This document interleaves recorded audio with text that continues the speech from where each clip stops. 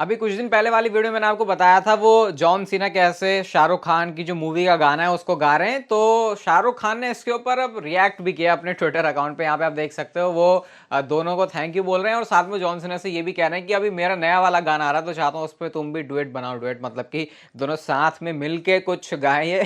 शाहरुख खान वैसे रिएक्ट कैसे कर रहे हैं कि हाँ भाई ताकि उनके नई मूवीज के अंदर भी उनको हेल्प हो जाए। लेकिन हाँ ये जेस्चर है स्वीट सा जो बॉलीवुड और हॉलीवुड या फिर बॉलीवुड और डब्ल्यूडब्ल्यू के बीच हो रहा है। Okay, hello chatters, my name is Rohit and you are watching Wrestle chatter.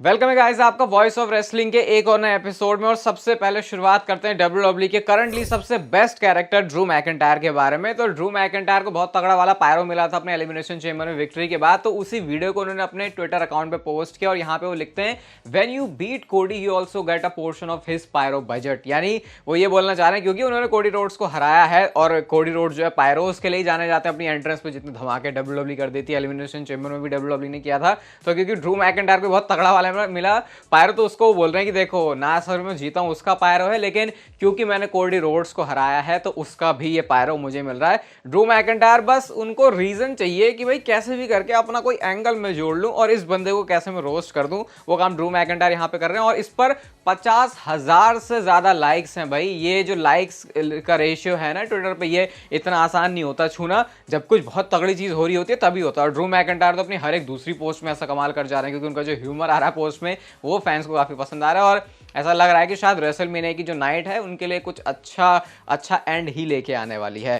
कल वाली वीडियो जो मैंने चैनल पर शाम पर डाली थी उसमें मैंने आपको बताया था कि डब्ल्यूडब्ल्यूई कैसे जो मल्टी पर्सन मैच है यूएस चैंपियनशिप के लिए लैडर मैच उसके लिए भी जा सकती है। लेकिन फिलहाल जो हमारे डेव मेल्जर चीजा हैं उनका क्या कहना है जरा सुन लेते हैं। वो यहाँ पे ये बोलना चाह रहे हैं कि डब्ल्यूडब्ल्यूई एजे स्टाइल्स और एले नाइट और Logan Paul versus Randy Orton ये दो अलग अलग मैचेस की तरफ जा रही है और इस समय डब्ल्यूडब्ल्यूई इसको लिस्ट कर रही है रेसलमेनिया के लिए, ऐसा मेल्जर का कहना है। तो फिलहाल मैं आपको भी एडवांस में बता रहा हूं, देखते हैं डेव मेल्जर की वाली रिपोर्ट कितनी सही होती है क्योंकि उन्होंने कोडी रोड्स नहीं जीतेंगे रेसलमेनिया 39 में ये बात बोली थी और हर कोई बंदा सोच रहा था कि मतलब रिपोर्ट्स में बोल रहा था कि कोडी रोड्स ही जीतेंगे, बट वो चीज़ नहीं होती उसके बाद। तो उस टाइम पर तो बहुत एक्यूरेट थे। अभी देखते हैं उनके सोर्सेज और कितने अच्छे होते हैं स्पेशली रेसलमेनिया के लिए। ड्रू मैकिंटायर के बारे में जरा आपको कुछ और बात बताया था। तो एलिमिनेशन चेंबर का मैच वो जीते बहुत बड़ी चीज़ उनके लिए हुई, लेकिन उन्होंने शॉकिंगली ये रिवील किया कि उनका जो कान का पर्दा जो ईयर ड्रम है वो फट चुका है और उसके बाद उनको ज्यादा कुछ सुनाई भी नहीं दे रहा था। लेकिन ड्रू मैकिंटायर कंप्लेन नहीं कर रहे, वो कह रहे हैं मुझे कोई प्रॉब्लम नहीं है, इससे मैं इसको ऐसे ही कैरी कर लूंगा रेसलमेनिया तक। और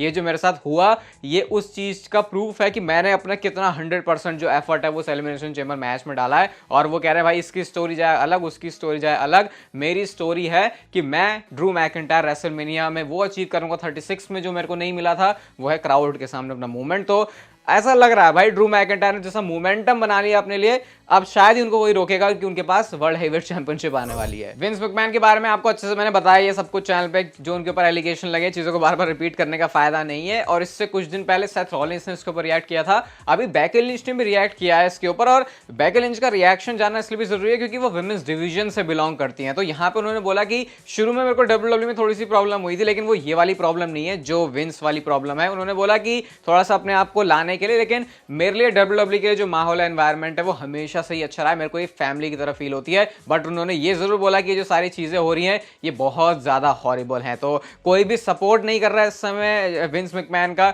अब आई थिंक लोगों के मतलब डब्ल्यूडब्ल्यूई के अंदर जो लोग हैं उनके दिमाग से ये खौफ भी निकल गया कि विंस कंट्रोल में है तो उसके बारे में हम ये नहीं बोल सकते। केविन ओवेंस ने तो उल्टा ये बोला कि जो भी है बहुत टेरिबल है और ये चीज दोबारा कभी नहीं होगी डब्ल्यूडब्ल्यूई कंपनी में। तो हर कोई भी मतलब इस चीज के साथ में नहीं है जो विंस मैकमैन ने किया है। और अच्छी बात ये भी है कि अब तो विंस मैकमैन कंपनी से अलग भी हो गए, क्योंकि अगर विंस कंपनी के अंदर होते तो पता नहीं जो सुपरस्टार्स हैं ये कैसे इन सवालों के जवाब देते। मेरे ख्याल से तो वो सिंपल यही बोल देते नेक्स्ट क्वेश्चन या फिर स्किप, क्योंकि इसके अलावा उनके पास और कोई ऑप्शन बचता नहीं कुछ और बोलने के लिए। रिसेंटली सेथ रॉलिंस ने भाई एक बहुत ही जबरदस्त स्टेटमेंट दिया सीएम पंक के बारे में।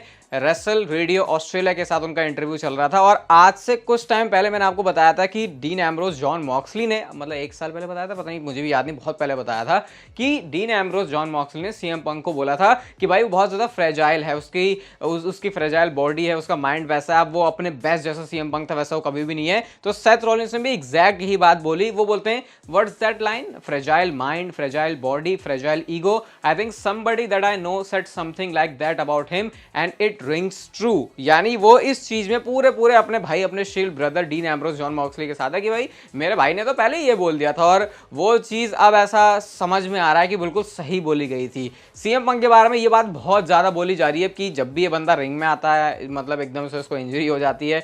आप भी अगर AEW से भी अगर उनको फॉलो कर रहे हो तो वहां पे हर मैच के बाद उनको कोई ना कोई प्रॉब्लम हो रही, हर मैच की बात नहीं, लेकिन हाँ थोड़े बहुत पीरियड टाइम के बाद ऐसा उनको कभी अपनी इस प्रोसेस से, कभी उस रिहैब से जाना पड़ रहा था, और वही चीज वो WWE में भी कर गए जैसे ही उनका पहला मैच था। अब ये तो भाई बॉडी है, उसको रखने की बात होती है, लेकिन सेथ रॉलिंस ने स्टेटमेंट दिया ताकि वो सीएम पंक के साथ जो अपना आने वाला मैच है उसको और भी ज्यादा हाइप कर सके, बट साथ में उन्होंने मदद ली अपने शील्ड ब्रदर के स्टेटमेंट की। एक वीडियो ये सोशल मीडिया पर चल रही है जहां पे एक बंदा पता नहीं कितना गंदा वाला लोगों के साथ प्रैंक हरकत, प्रैंक तो क्या ही बोलेंगे ऐसे भाई, ये तो बिल्कुल परेशान करना ही है कि वो रास्ते पे जो भी चल रहा है उसको RKO मार रहा है। पता नहीं किसी ने इसको बुरी तरीके से बजाया नहीं तो किसी ने रैंडी ऑर्टन को इसमें टैग कर दिया कि इसके ऊपर आप क्या बोलना चाहोगे। अब देखा जाए तो बहुत गलत इंस्पिरेशन ली गई है रैंडी ऑर्टन की तरफ से, क्योंकि रैंडी ऑर्टन ने काम रिंग में करते हैं, बाहर रोड पे जाके करोगे तो भाई पिटने का काम है ये। तो रैंडी ऑर्टन ने भाई इसका रिएक्शन ये दिया कि पंट किक लेके आओ, इस बंदे को अच्छे से बजाओ, CTE उन्होंने बोला जो कि दिमाग से जुड़ी हुई एक प्रॉब्लम है, और 5 साल के लिए इस बंदे को जेल के अंदर भी डाला। और मेरे ख्याल से रैंडी ऑर्टन ने बहुत सही चीज करी, क्योंकि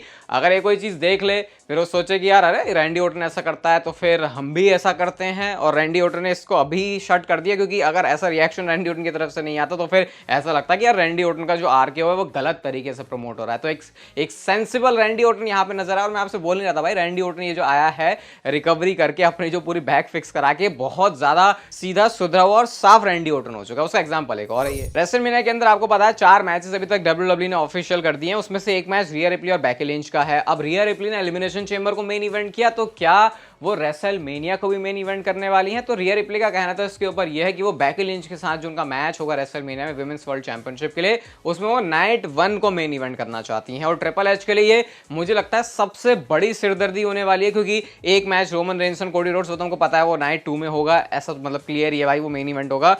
फर्स्ट नाइट में रॉक अगर कंपीट कर रहे हैं तो वो मेन इवेंट, फिर दूसरा वो ईओ स्काई वाला मैच और ये डैमेज कंट्रोल वाली जो पूरी इनकी इसका जो मेन इवेंट है वो हो सकता है। तो ऑप्शंस यहाँ पे बहुत सारे हैं, और ट्रिपल एच किसी को डिसअपॉइंट भी नहीं करना चाहेंगे, क्योंकि अगर कोई बंदा चाह रहा है वो मेन इवेंट करे, उसकी स्टोरी भी अच्छी है, तो ट्रिपल एच उसके ऊपर भी फोकस करते हैं। आप बताओ आप क्या चाहते हो, नाइट 1 का मेन इवेंट कौन सा होगा? मेरे ख्याल से अगर नाइट 1 पे रॉक कंपीट कर रहे हैं तो फिर कोई और सवाल जवाब बचता ही नहीं है, वो मैच WWE बिना कुछ सोचे समझे मेन इवेंट में डाल देगी। और रॉक के लिए भाई अजीब सा लगेगा, भाई बंदा आया इतने सालों बाद रेसल करा और उसको मेन इवेंट में नहीं डाले, और स्टोरी तो उसके पीछे अच्छी होगी। हाँ ये जरूर हो सकता है कि अगर WWE ये सोचे कि एक रेसलिंग प्योर वैसा वाला कुछ मेन इवेंट करना है तो फिर शायद कुछ WWE परिवर्तन कर दे, ट्रिपल एच कर दे, लेकिन अगर रॉक है तो मुझे फिर लग नहीं था कि कुछ और WWE किसी और डायरेक्शन में जाएगी। अभी रॉक और ट्रिपल एच तो फिलहाल करंटली आपको पता है स्टोरी लाइन में एक तरीके से फ्यूड में है, अथॉरिटी और ब्लड लाइन वाला सीन चल रहा है, लेकिन AETV के ऊपर डॉक्यूमेंट ANE बोलते हैं इसको, तो इसके ऊपर WWE की डॉक्यूमेंट्री आई है और ये रॉक और ट्रिपल एच की फ्यूड है। तो इसको प्रमोट करते हुए ट्रिपल एच ने पहले तो यहाँ पे एक तरीके से इस चीज को वो दिखाया कि भाई देखो क्या बढ़िया चीज हमने करी, और रॉक ने भी इस पर रिएक्शन दिया। अभी यहाँ पे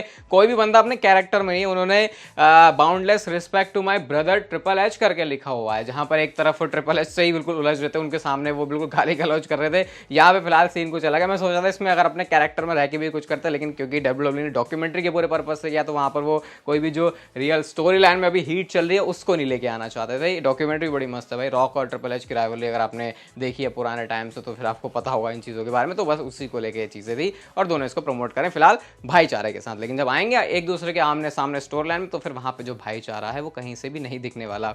रिकी के बारे में आपको पता है, मैं कितने टाइम से आपको बता रहा हूँ, ये जो है आ सकते हैं WWE की स्टोरी में, आके नहीं दे रहे भाई, पता नहीं ऐसा लग रहा है WWE ने रखा भी है इनको प्लान्स के लिए, फिर नहीं अभी जिमी और जे उसो की फ्यूड अब भी नहीं लेके आया, तो भाई फिर तो क्या ही बोलना है इसके बारे में। लेकिन किसी एक बंदे ने ग्राफिक बनाया जे उसो और रिकी का, जहां पे आप देख सकते हो ये समवन वाली थोड़ी सी इसको थीम डाली गई है, इसके ऊपर रिएक्ट किया है रिकी ने, और उन्होंने यीट वाली जो वर्ड है उसका यूज किया है जो कि जे उसो का है, और साथ में ब्लड लाइन और वी द वन की इमोजी भी उन्होंने लगाई है। तो शायद यहां से ऐसा अज्यूम किया जा रहा है कि रिकी अभी से तो नहीं बता रहे कि वो जिमी और जे उसो में से जे उसो की साइड है, क्योंकि उन्होंने यीट बोला है, नो यीट अगर बोलते तो वो जिमी उसो के लिए होता। अब मैं तो वेट ही कर रहा हूं भाई, ऐसा ना हो कि इतनी लेट कर दे रिकी को लाते लाते कि जिमी और जे उसो की जो फ्यूड है उसका मजा ही खराब हो जाए। अगर स्पेशल गेस्ट रेफरी ये नहीं डाल रहे रिकी को रेसलमेनिया में तो बहुत बड़ी वेस्टेड अपॉर्चुनिटी होगी डब्ल्यूडब्ल्यूई अगर ऐसा काम करे। करना तो नहीं चाहिए, लेकिन अगर कुछ पागलपंती करे तो भाई फिर रिकी को नहीं लाके तो ये सबसे बड़ी ही पागलपंती है।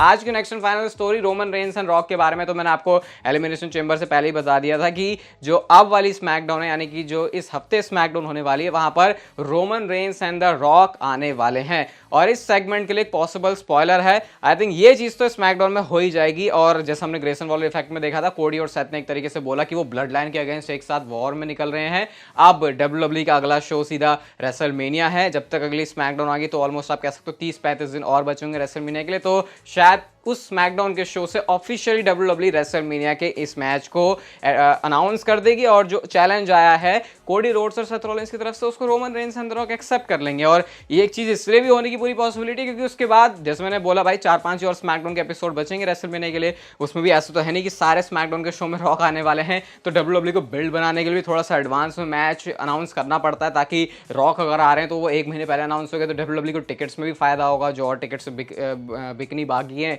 उसकी सेल्स में भी जो है होगा। तो कुछ ऐसा होगा कि भैया दोनों बिल्कुल चौड़ में आएंगे। और क्योंकि इन्होंने इंट्रोड्यूस तो कर दिया अपने आप को कि ब्लड लाइन में है, अब आगे ये स्टोरी लाइन के ऊपर फोकस करने वाले हैं। पिछले स्मैकडाउन से बहुत सारे लोगों को ऐसा लगा कि भाई कुछ किया ही नहीं डब्ल्यूडब्ल्यूई ने ज़्यादा, तो वो सिर्फ स्टार्ट था।